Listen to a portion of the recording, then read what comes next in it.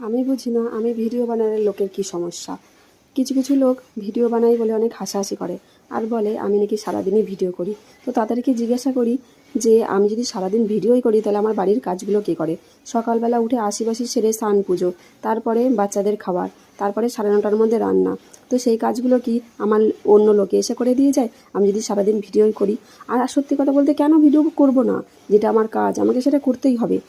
কারণ কেউ তো আমাকে দিয়ে যাবে না দুটো পয়সা যে না রে তোর নেই তুই নিয়ে খা। সেটা কেউ করবে না। যখন না খেয়ে থাকবো তখন বলবে আহারে তুই না খেয়ে রয়েছিস। কিন্তু যেই নাকি একটু ভালো খাবো ভালো করবো তখন মানুষের সমস্যা শুরু হয়ে যাবে, তখন আলোচনা শুরু হয়ে যাবে। তো কী মানুষ আমি সেটাই বুঝতে পারি না যে আসলে মানুষ কী চায়। সত্যি কথাই মানুষকে বোঝা বড় দায়। ভাবতে পারি না যে কিছু কিছু মানুষের মানসিকতাটা এতটা কেন ছোট।